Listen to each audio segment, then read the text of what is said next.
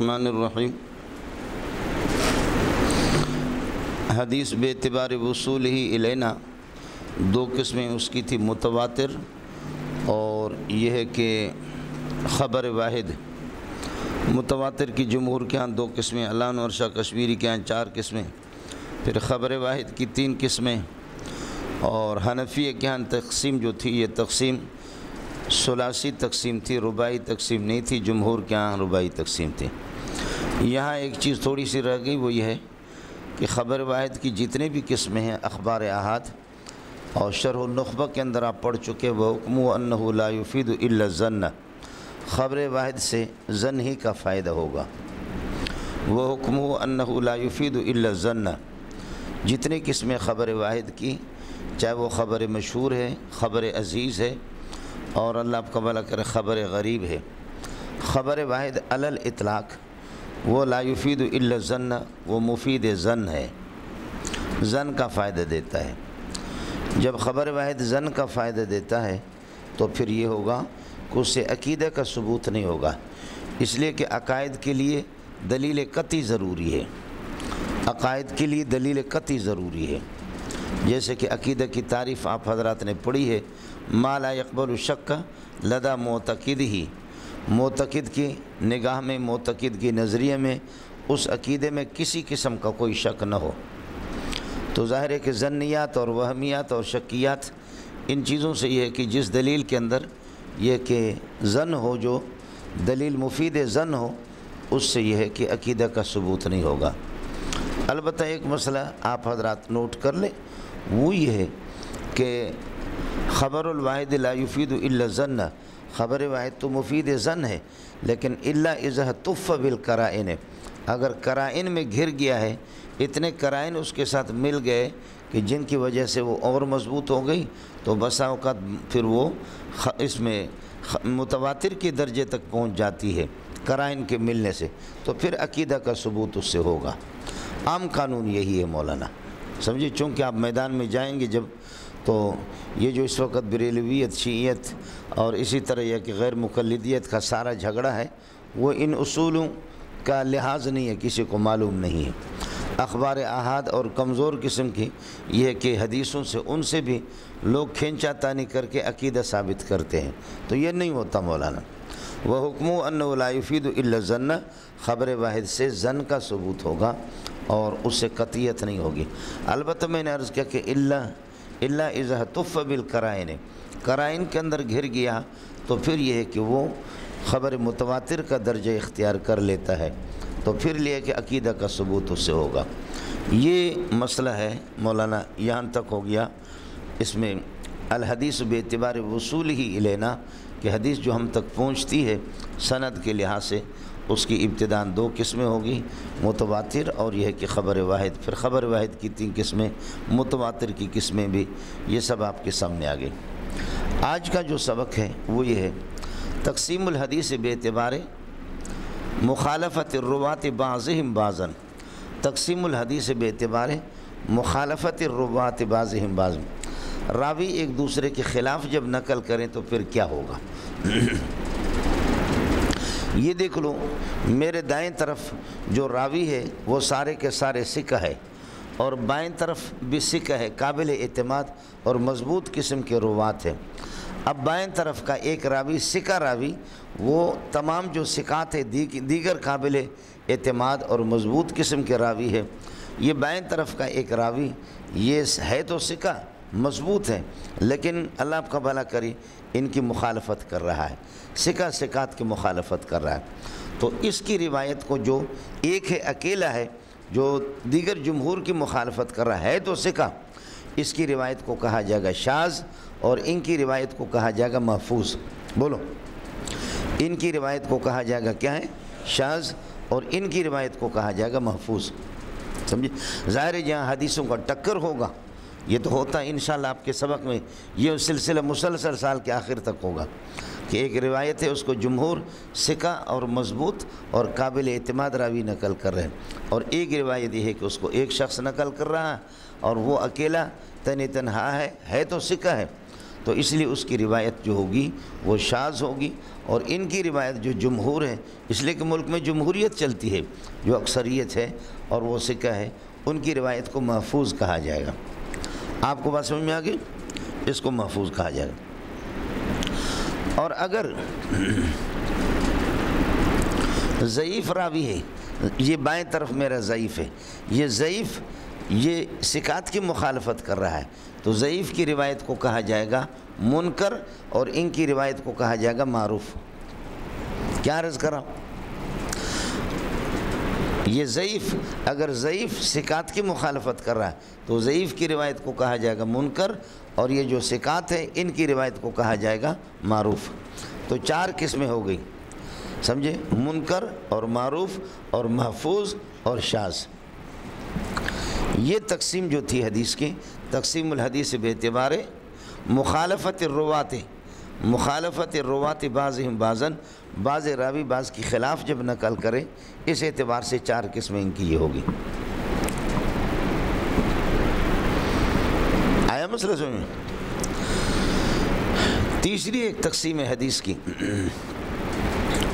تقسیم الحدیث باعتبار صفات الروات، راویوں کی صفات کے اعتبار سے، کہ راوی کامل یادداشت والے ہیں اور اللہ آپ کو عملہ کی روایت متصلا نقل کر رہے ہیں یا نہیں کر رہے، یا ناقص یادداشت ہے، یادداشت ان کی کمزور ہے۔ اس اعتبار سے حدیث کی بھی 4 قسمیں ہیں۔ تقسیم الحدیث باعتبار صفات الروات، حدیث کی تقسیم صفات روات کے اعتبار سے۔ شرح النخبہ میں آپ نے پڑھا ہے لیکن آپ نے اس کو سمجھا نہیں ہے۔ شرح النخبہ میں تو ترتیب یہ ہے: صحیح لذاتی، صحیح لذاتی، صحیح لغیری، حسن لذاتی، حسن لغیری۔ یہاں میں دوسری ترتیب سے آپ کو بتا رہا ہوں، تھوڑا سا آپ کو یاد بھی رہے گا۔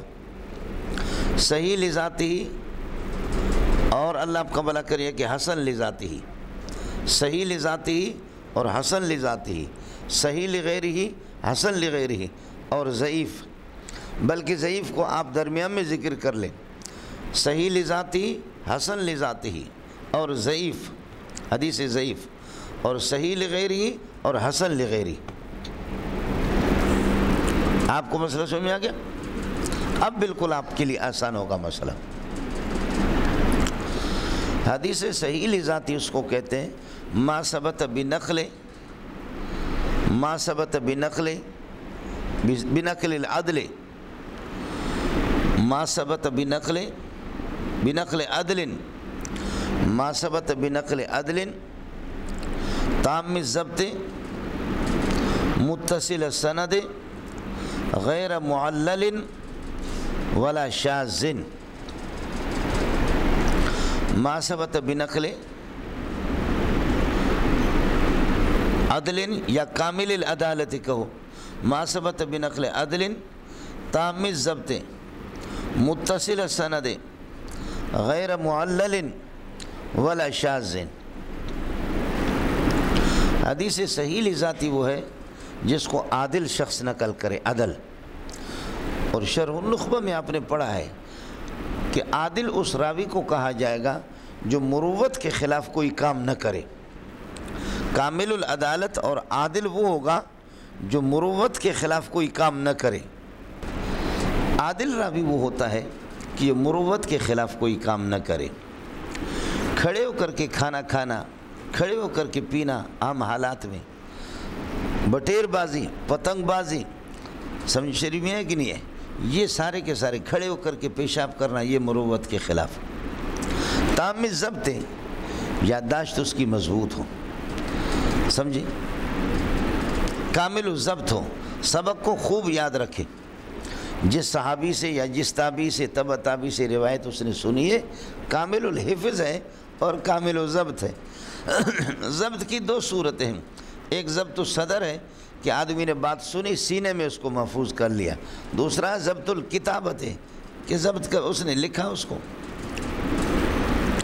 العلم صید والکتابت قید، متصل السند، اور وہ حدیث متصل السند ہو، معنی یہ ہے کہ مصنف سے لے کر کے الی رسول اللہ صلی اللہ علیہ وسلم، پیارے پیغمبر صلی اللہ علیہ وسلم تک اتصال ہو سند کے اندر، انقطاع نہ ہو اور اعزال نہ ہو، وہ ابھی انشاءاللہ آپ سے میں عرض کروں گا۔ سند کے اندر انقطاع نہ ہو اور اعزال نہ ہو، معزل کیا ہوگا انشاءاللہ ابھی آپ کے سامنے آئے گا۔ متصل السند، غیر معلل یا غیر معلول، وہ حدیث معلول نہ ہو۔ معلول علت سے ہے، اور علت کے معنی بیماری کے۔ حرف علت نامکردن واو الف و یا و را، ہر کرا درد رسد ناچار گوید وائرہ۔ حرف علت نامکردن واو الف و یا را، ہر کرا درد رسد ناچار گوید وائرہ وائرہ وائے وائے وائے، بیماری جب لگتی۔ حدیث معلول وہ ہوتی ہے جو اصول کلیہ کے خلاف ہو۔ حدیث معلول وہ ہوتی ہے کہ جو عام اصول کلیہ اور ضوابط کلیہ کے خلاف ہو۔ اس پر جو ہمارے غیر مقلد حضرات بہت چیختے ہیں۔ ہماری قواعد کی کتابوں میں یہ ہے کہ جب کوئی حدیث امام کے اصولوں کے خلاف ہو، امام کے اصولوں کے خلاف کوئی حدیث ہو، تو اس حدیث کو ترک کیا جائے گا۔ آپ کو بھی نفرت ہوگی اور غیر مقلد کو بھی، وہ مومن آدمی ہے، اس کو نفرت ہونی چاہیے۔ کہتے حدیث رسول کو امام کے اصولوں کے خلاف ہو گیا، چھوڑ دو۔ لعنت ہو کہتے ہیں ایسے بندوں پر، سمجھے؟ اب آپ یاد رکھیں، اصل میں اصول کلیہ بنتے ہیں وہ احادیث کثیرہ سے، مضبوط احادیث سے اصول۔ مجتہد جو ہوتا ہے وہ اصول وضع کرتا ہے قرآن و سنت مضبوط دلائل کو سامنے رکھ کر کے۔ کئی حدیثیں یا کئی آیات مضبوط دلیل ہوتی ہے، ان دلائل سے پھر وہ ایک اصول نکالتا ہے، ایک ضابطہ نکالتا ہے۔ اب جب کہ ایک حدیث خبر واحد آتی ہے جو ان باقی سندن صحیح ہے لیکن ان اصول کلیہ کے خلاف ہے، تو اس کو جو ترک کیا جاتا ہے امام کے قول کی وجہ سے ترک نہیں کر رہے، وہ اصول کلی احادیث کثیرہ سے، احادیث قویہ سے مستنبط ہے۔ وہ اصول کلیہ احادیث قویہ اور احادیث کثیرہ سے مستنبط ہے۔ اب جب کہ اس حدیث کو چھوڑ دیا جاتا ہے تو گویا کہ ترک الحدیث بالاحادیث الکثیرہ ہوا۔ بولو، ترک الحدیث بالاحادیث الکثیرہ، اس حدیث کو ہم نے ترک کر دیا معلول کو، نظراً الی الاحادیث الکثیرۃ، بہت سے احادیث کثیرہ اور قویہ کی وجہ سے چھوڑا۔ یہ تو ترک الحدیث ہوا، ترک الحدیث بالحدیث ہوا، یہ ترک الحدیث بقول الامام نہیں ہوا۔ امام نے اصول بنایا بھی احادیث کثیرہ سے بنایا۔ کس کو سمجھ میں آ گیا؟ یہ جی، اس لیے غیر معلل۔ علامہ انور شاہ کشمیری رحمۃ اللہ علیہ فرماتے ہیں کہ حضرت اقدس شیخ الاسلام ابن تیمیہ بہت بڑے آدمی ہیں، میں اوپر دیکھتا ہوں تو میری ٹوپی گر جاتی ہے، اللہ نے اس کو آسمان تک پہنچایا، بہت بڑے آدمی، اونچے آدمی ہیں شیخ الاسلام، لیکن لکل فن رجال، ہر فن کے رجال ہوتے ہیں۔ فرماتے ہیں کہ علل احادیث، احادیث کی علل کے سلسلے میں اگر شاہ صاحب میرے علامہ ابن تیمیہ میرے کلاس میں آ جائے گا تو میں کہوں گا گیٹ آؤٹ، تو نکل جا، اس سبق کو تو سمجھ نہیں سکتا۔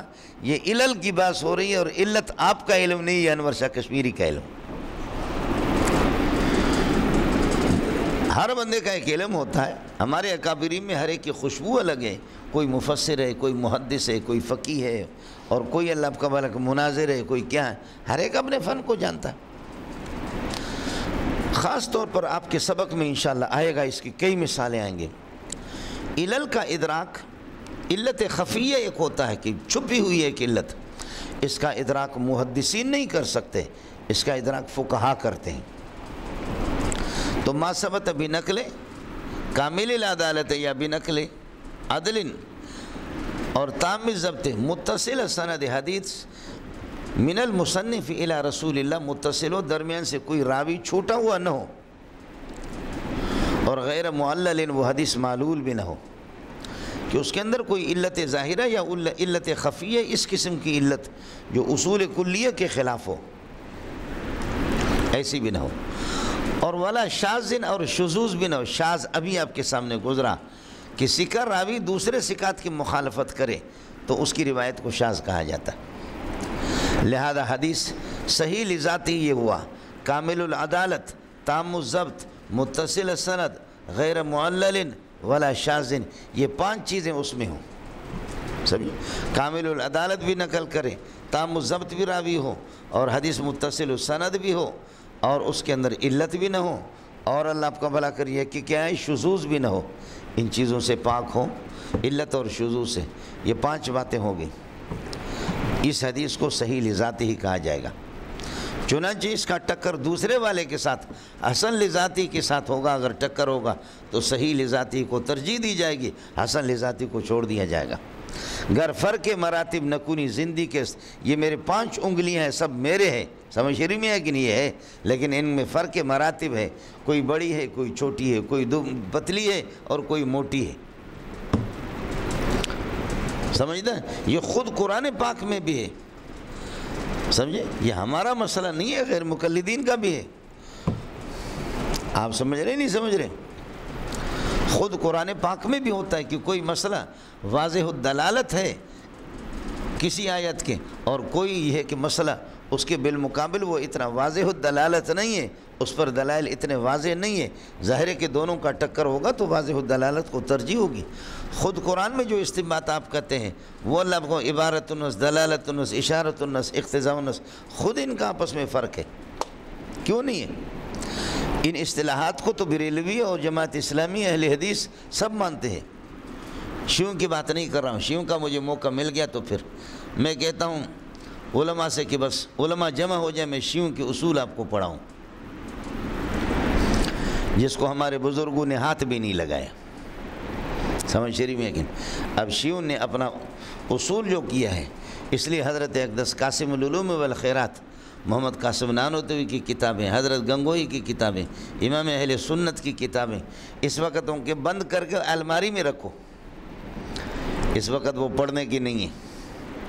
اب شیعوں نے راستہ ہی بدلا ہے، غیر مقلدین نے بھی راستہ بدلا ہے بالکل. سمجھتا ہے؟ اس کے بعد ہے مولانا حسن لذاتی. حسن لذاتی ما ثبت بنقل کامل العدالت ناقص الضبط. باقی آگے متصل سند، غیر معلل والا شاذ، اسی طرح صرف تام الضبط کے بجائے ناقص الضبط، حافظ کمزور ہو راوی کا. سمجھ رہی ہے کہ نہیں؟ باقی وہی چیز ہے سر. الحسن لذاتی ما ثبت بنقل کامل العدالت ناقص الضبط متصل سند غیر معلل ولا شاذ. متصل سند غیر معلل کو منصوب پڑھ رہا ہوں، حال بنا رہا ہوں ما قبل سے. سمجھ رہی ہے کہ نہیں؟ اس لیے خیال کر لینا. اب آگے درمیان میں آپ رکھیں گے حدیث ضعیف. حدیث ضعیف کیا ہے؟ ما فقدت فیہ شروط صحیح او بعضها. الحدیث ضعیف ما فقد فیہ یا فقدت فیہ، فقد فیہ شروط صحیح کلها او بعضها. حدیث ضعیف وہ ہے کہ صحیح کے شرائط اس کے اندر موجود نہ ہو یا ان میں سے کچھ نہ ہو، تو وہ حدیث ضعیف ہے. اب آ جاؤ آگے. صحیح لغیر ہی، صحیح لغیر ہی هو الحسن لذاتی، یہ بینی حسن لذاتی ہی ہے. لیکن اذن جبر نقصان بتعدد الطرق، اذن جبر النقصان، اذا ان جبر النقصان بتعدد الطرق. صحیح لغیری کیا ہے؟ هو الحسن لذاتی. حسن لذاتی تو ابھی آپ کے سامنے عرض کیا، وہ بینی حسن لذاتی ہی ہے. لیکن حسن لذاتی میں یہ تھا کہ ناقص الضبط. اب یہ اذن جبر نقصان، یہ نقصان پوری ہو رہی ہے، اس کی تلافی ہو رہی ہے کس سے؟ بتعدد طرق، تعدد طرق سے. میں کمزور آدمی ہوں، میری یادداشت کمزور ہے الیاذ باللہ. سمجھ رہی میں ہے کہ نہیں؟ میں کہہ رہا ہوں کہ جی میری یادداشت کمزور ہے کہ مولانا عبد الباسط صاحب ادھر ہی دفتر کے اندر ہے. آپ کہیں گے یہ اسے مارتا رہتا ہے، میں نے دیکھا ہے. آپ کہیں گے یہ کمزور دماغ والا ہے. لیکن یہ ہے کہ اب یہ دوسرے یہ بھی کہہ رہا ہے کہ آ گیا، وہ بھی آ گیا، وہ بھی کہتا ہے کہ آ گیا، وہ بھی کہتے ہیں دفتر میں ہے. تو میری اس یہ ہے کہ یادداشت کی کمزوری کی، جس کا آپ کو مجھ پر یہ ہے کہ وہ تھا خدشہ تھا، وہ الحمدللہ تعدد طرق سے پوری ہو گئی۔ آپ کو مسئلہ سمجھیں گے؟ تو اس طرح ہوتا ہے حدیثوں میں، سمجھ رہی میں ہے کہ نہیں؟ اب کیا ہو گیا؟ صحیح لغیر ہی کیا ہے؟ هو الحسن لذاتی، وہ بے نہیں حسن لذاتی ہی، لیکن اذن جبر نقصان ہو، نقصان کون سا؟ ناقص ضبط جو کہا تھا، وہ نقصان پوری ہو، اذن جبر نقصان بتعدد طرق، تعدد طرق سے، کئی اور طریقوں سے بھی یہ حدیث مروی ہے۔ لہذا اب یہ خلاصہ یہ نکلا کہ حسن لذاتی ہی کہ نقصان جب پوری ہو جائے تعدد طرق سے تو یہی صحیح لغیری ہی بنتی ہے، یہی چیز صحیح لغیری، سمجھتا ہے؟ اب آ جاؤ چوتھے نمبر پر، حسن لغیری۔ حسن لغیری، الحسن لغیری ہوا ضعیف، وہی ضعیف حدیث ہے۔ ضعیف کی تعریف ابھی تیسرے نمبر پر آپ کو بتایا، وہی ضعیف ہے، لیکن اذن جبر ضعف ہو، لیکن جب کہ ضعف کی تلافی ہو جائے بتعدد طرق، تعدد طرق سے۔ کیا سمجھ میں آ گیا؟ الحسن لغیری، حسن لغیری ہوا ضعیف ہو، بینی ضعیف ہے، لیکن اذن جبر ضعف ہو، ضعف کی تلافی ہو جائے بتعدد طرق، تعدد طرق سے۔ اب دیکھو کہ آپ کے لیے کتنا آسان ہو گیا۔ صحیح لذاتی ما ثبت بنقل کامل العدالت تام ضبط متصل سند غیر معلل ولا شاذ، اور حسن لذاتی وہ ما ثبت بنقل کامل العدالت ناقص ضبط اور متصل سند غیر معلل ولا شاذ، اور الحدیث ضعیف وہ ما فقدت فیہ شروط الصحیح کلها او بعضها، صحیح کی تمام شرائط یا ان میں سے بعض موجود نہ ہو، مفقود ہو جائیں، وہ حدیث ضعیف ہے۔ اور صحیح لغیر ہی هو الحسن لذاتی، بینی حسن لذاتی ہے، لیکن اذن جبر نقصان ہو، جبکہ نقصان سے مراد ناقص ضبط جو تھا، وہ نقصان ضبط پوری ہو رہی ہے کس سے؟ بتعدد طرق، تعدد طرق سے۔ اور حسن لغیری کیا ہے؟ وہ ضعیف بینی، وہ ضعیف ہے، لیکن اذن جبر ضعف ہو، جبکہ ضعف پورا ہو جائے کس سے؟ ضعف اور کمزور اس کی تلافی ہو جائے، اس کی تلافی بتعدد طرق، تعدد طرق سے۔ یہ مستقل ایک فن ہے کہ حسن لذاتی کی جو ناقص و ضبط کمزوری ہے اس کو تعدد طرق سے، چونکہ وہ حدیث آپ کی تائید میں ہے۔ اب غیر مقلد کہے گا، دوسرا آپ کا شافعی آپ کے خلاف کہے گا کہ اس میں تو یہ ناقص و ضبط ہے، یہ روایت حسن اللہ آپ کا بلا کریے کہ کیا ہے؟ حسن لذاتی ناقص و ضبط ہے، لیکن آپ کہیں گے کہ یہ ناقص و ضبط ہے، یہ حسن لذاتی ہے، لیکن یہ صحیح لغیری ہے، اس لیے کہ اس نقصان کو میں دیگر طرق سے پورا کر رہا ہوں، اس کی طریق فلانا ہے، فلانا فلانا۔ یا آپ کوئی روایت پیش کر رہے ہیں، وہ کہیں گے کہ یہ ضعیف ہے، آپ کہیں کہ اس ضعف کی تلافی میں تعدد طرق سے کر رہا ہوں، یہ حسن لغیری ہی ہے۔ یہ بار بار آئے گا، دلائل میں آپ کیا آئے گے؟ آپ کو مسئلہ سمجھ میں آ رہے نہیں؟ یہ بار بار آئے گا آپ کے سامنے، جمعہ فی القرآن کے مسئلے میں آئے گا، اور بہت سے مسائل میں آ جائیں گے۔ آپ سمجھ رہے نہیں سمجھ رہے؟ اس لیے اس کا خیال کر لیں، یہ مستقل ایک فن ہے، اس کو بھی لکھو اس کے ساتھ۔ یہ ایک روایت آپ نقل کر رہے ہیں، یہ روایت حسن لذاتی ہی، اب اس میں ناقص و ضبط ہے، یا یہ روایت آپ اپنی تائید میں پیش کر رہے ہیں، یہ روایت ضعیف ہے، لیکن تعدد طرق سے آپ اس کو پورا کر رہے ہیں، آپ کہہ رہے ہیں نہیں اس کے اور طریق بھی بہت سے ہیں۔ تو یہ جو فن ہے کہ اس کمزور ضعیف روایت کے لیے یا اس حسن لذاتی کے لیے جس میں ناقص و ضبط ہے، اس کی پوری کرنے کے لیے دیگر جگہوں سے شواہد تلاش کر لینا اور اس کو مضبوط کر لینا اپنے دلیل کو، اس فن کو کہتے ہیں اعتبار۔ بولو، اس فن کو کیا کہتے ہیں؟ اعتبار۔ اور اعتبار کہتے ہیں الاعتبار طلب ما یؤید الحدیث المستدل بھی۔ بولو، الاعتبار طلب ما یؤید الحدیث المستدل بھی، طلب ما یؤید الحدیث، ان شواہد اور قرائن کو طلب کرنا، تلاش کرنا جو آپ کے حدیث مستدل بھی کو مضبوط بنا دے۔ الاعتبار طلب ما یؤید الحدیث، طلب ما یؤید الحدیث المستدل بھی، جو آپ کے حدیث مستدل بھی کے ما سے مراد وہ قرائن ہے، طلب ما یؤید الحدیث، آپ کی حدیث کی تائید کرنے والے جو قرائن ہیں ان کو طلب کرنا اور ان کو یہ ہے کہ سامنے لانا۔ اس کو خاص طور پر حنفی پیش کرتے ہیں۔ یہ چیزیں جب آپ وہ کرتے بھی نہیں ہیں تو پھر یہ ہے کہ داڑھی منڈا آپ کو غیر مقلد بھی پھنسا دیتا ہے۔ آپ کے مدرسے میں پڑھنے کا فائدہ کیا؟ سمجھ رہی میں ہے کہ نہیں؟ اس لیے میں کہیں جاتا ہوں تو ساتھی کہتے ہیں کہ استاد جی یہ ان کا اشکال ہے، تو میں کہتا ہوں مجھے اللہ کی قسم ہے میں اس کا جواب دے چکا ہوں سبق میں آپ کو۔ پھر کہتے ہیں استاد جی یہ اعتراض کہتے ہیں، میں کہتا ہوں خدا کی قسم اس کا جواب دے چکا ہوں۔ پھر کہتے ہیں استاد جی یہ کہا ہے مسجد نبوی میں بیٹھ کر کے بخدا ساتھی، میں کہا اللہ کی قسم اس کا جواب دے چکا ہوں سبق میں۔ اب وہ بھی حیران ہے، ظاہر ہے کہ آپ کی توجہ ادھر ہوگی بھی نہیں۔ اب سلسلہ جب شروع ہوگا تو پھر آپ کو پتہ چلے گا۔ آپ کو مسئلہ سمجھ میں آ گیا؟ ہو گیا مولانا؟ یہ تقسیم الحدیث بے اعتبار مخالفت الروات بعضهم بعضا، دوسری تقسیم تھی تیسری تقسیم الحدیث بے اعتبار صفات الروات، اور اب ایک تقسیم ہے چوتھی پانچویں، سمجھے؟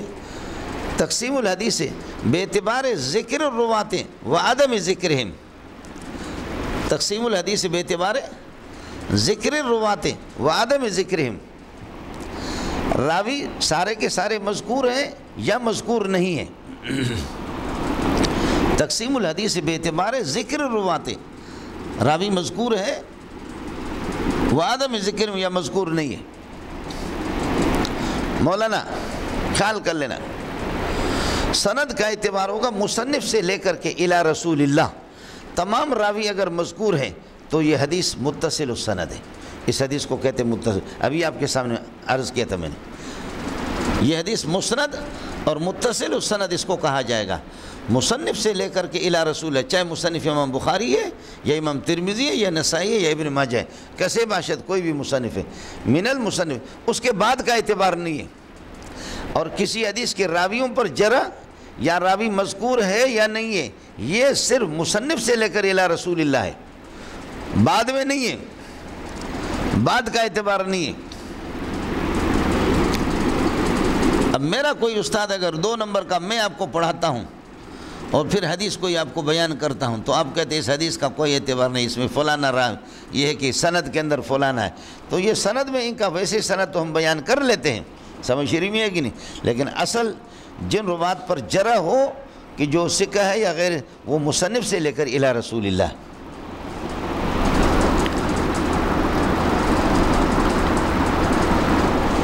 سمجھ دیں؟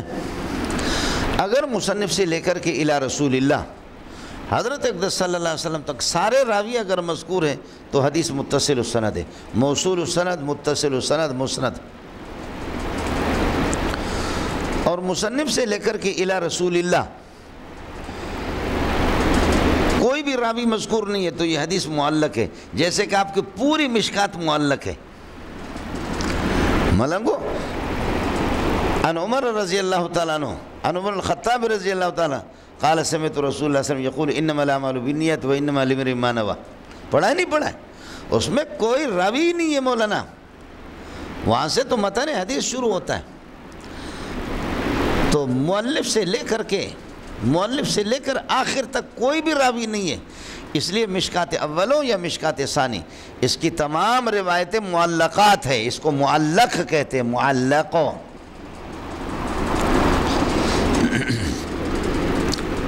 سمجھتا ہے؟ یہ شکر ہے کہ صاحب مشکات کہتے ہیں کہ جی یہ رواہ البخاری، رواہ الترمذی، رواہ النسائی، تو پھر بھی سند ادھر نہیں ہے۔ وہ کہتے ہیں کہ اگر سند دیکھنی ہے تو پھر بخاری میں جا کر کے دیکھ لو، نسائی میں جا کر، تو روایت اس کی اپنی مشکات کی جتنی بھی روایتیں ہیں یہ سارے کے سارے معلقات ہیں، من المؤلف الی رسول اللہ صلی اللہ علیہ وسلم یا الی صحابی، صحابی سے تو متن حدیث شروع ہوتا ہے، یہاں تک کہ کوئی راوی موجود نہیں ہے۔ یہ بھی صحابی کا اضافہ بھی صاحب مشکات نے کیا، ورنہ اس نے تو متن کو نقل کیا تھا، مصابی نے صرف متن کو نقل کیا۔ آپ کو بات سمجھ میں آ گئی؟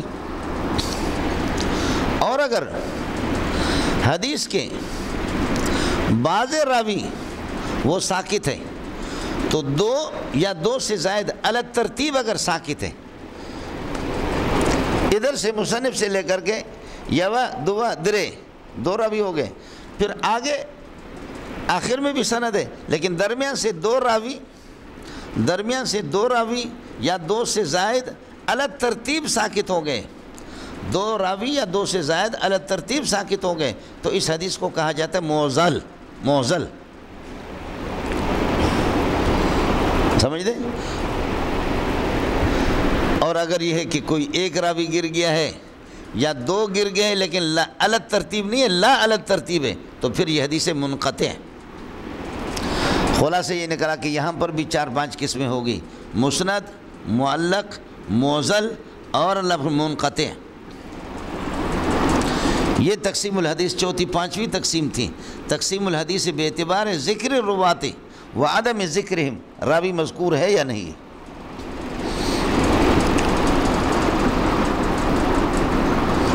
آیا مسئلہ سمجھ میں؟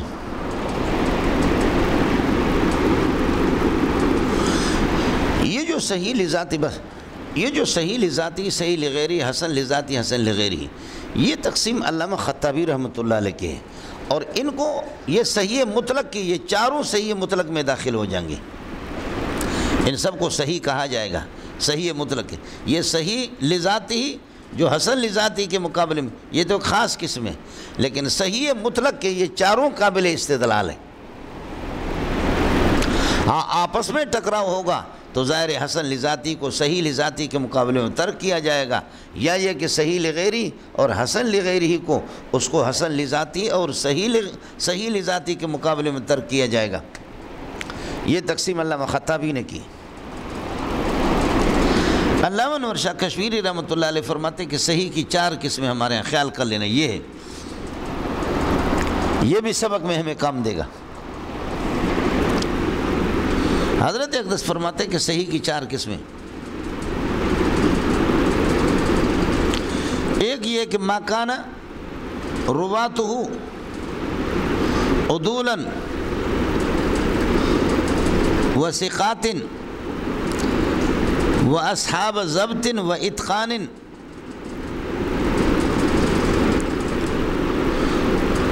وما ذلك ساعدہ تعامل السلف، یہ پہلی قسم ہے۔ ما کان رواتہ عدولا، راوی اس کے سارے عادل، و عادل کی تعریف ابھی آپ کو بتا چکا ہوں۔ ثقات، ثقہ ہو، مضبوط، قابل اعتماد، سچے، جھوٹے نہ ہو۔ وہ اصحاب ضبط و اتقان، ضبط و اتقان کا ایک ہی معنی، بات کو پوری یاد رکھنے والے ہوں، اصحاب ضبط لیکن اس کے ساتھ ضروری ہے وما ذالک ساعدہ تعامل السلف، ساعدہ ماضی کا صیغہ ہے، ساعدہ تعامل السلف، سلف صالحین کا عمل بھی ان کے موافق ہو، سلف صالحین نے اس حدیث پر عمل بھی کیا ہو۔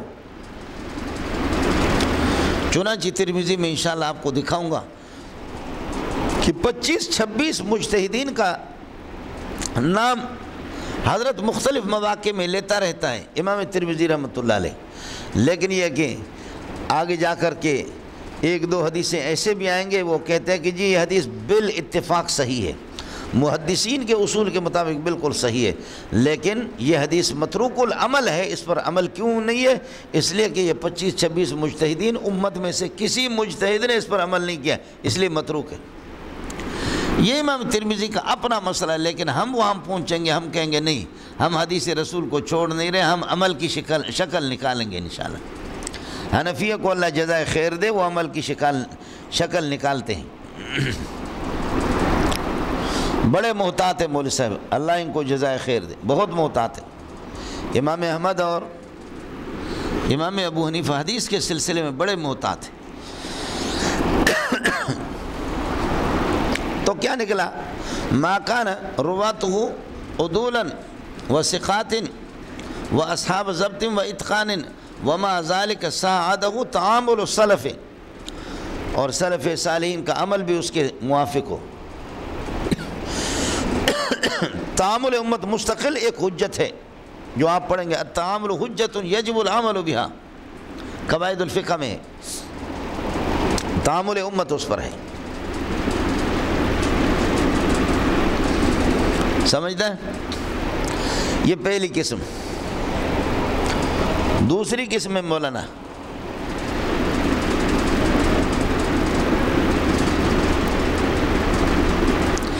ما صرح به احد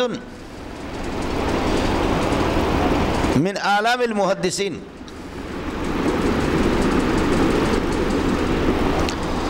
ما صرح بصحته احد من اعلام المحدثین، بڑے محدثین میں کسی نے تصریح کی ہو صراحتاً کہ یہ حدیث صحیح ہے، جن کا فن ہے حدیث،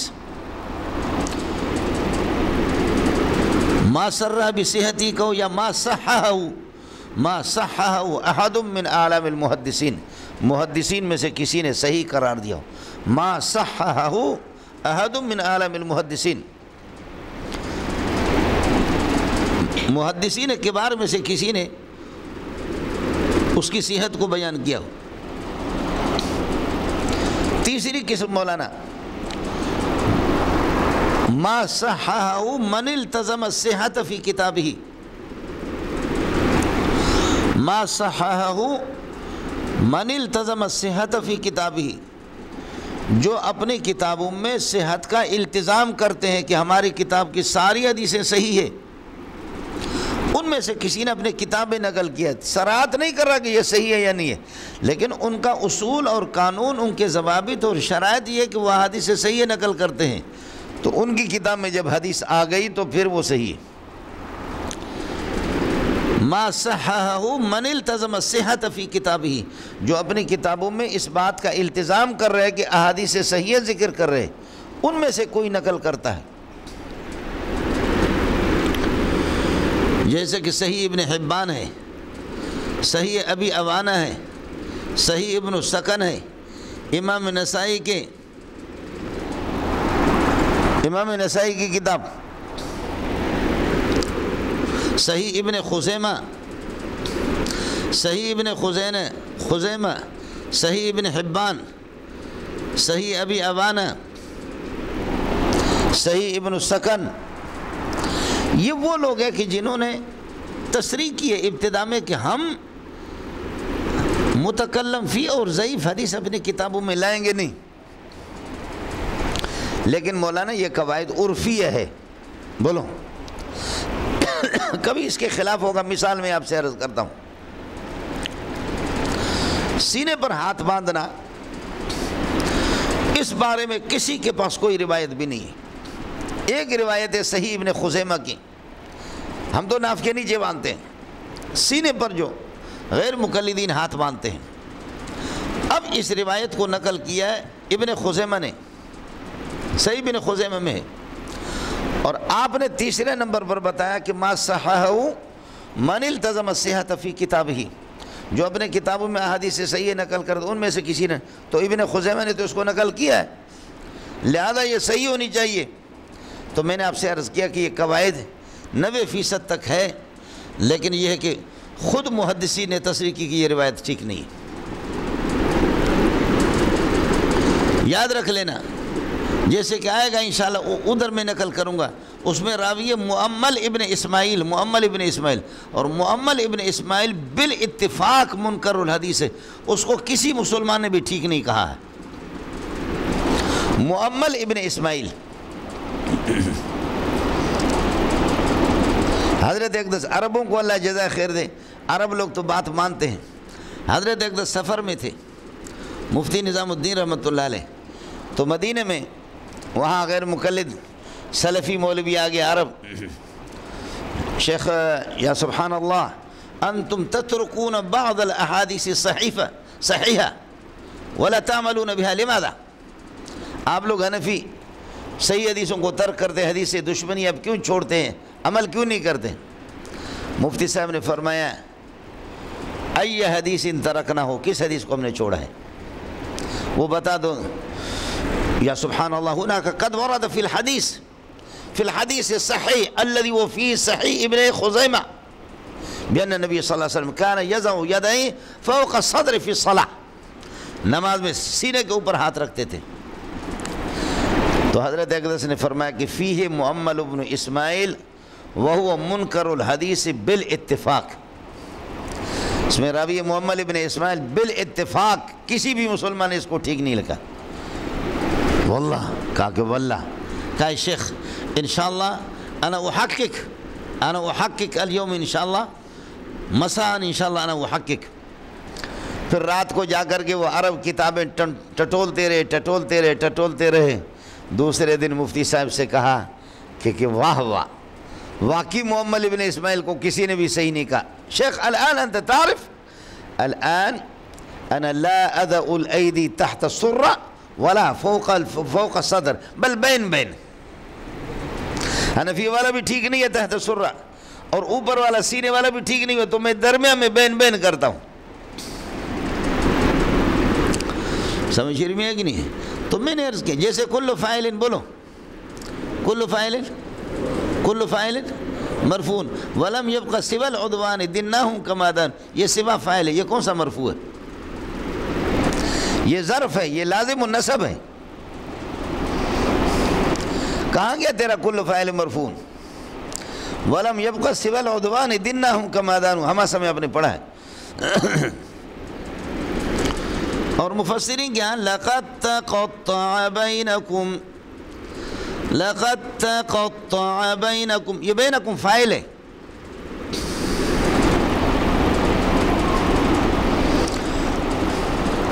کہاں ہے آپ کا کل فاعل مرفوع؟ تو سو رہا ہے مردار.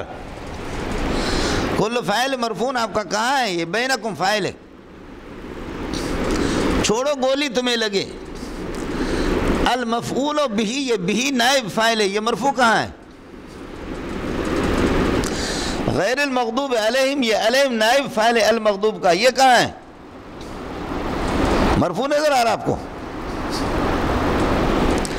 فَإِنْ عُسِرَ عَلَىٰ أَنَّهُمْ اسْتَحَقَّ اسْمًا عَلَىٰ أَنَّهُمْ عُسِرَ کا نائب فاعل ہے. چھوڑو المفعول فی ہے, یہ فی ہے نائب فاعل ہے المفعول کا. المفعول خود اس مفعول ہے, وہ عمل کرے گا نا. کہیں بھی کسی کتاب میں جا کر اس کی ترکیب دیکھ لو, فی ہے نائب فاعل ہے, المفعول بھی نائب فاعل ہے. چھوڑو المفعول ما ہو, یہ ما ہو نائب فاعل ہے المفعول کا.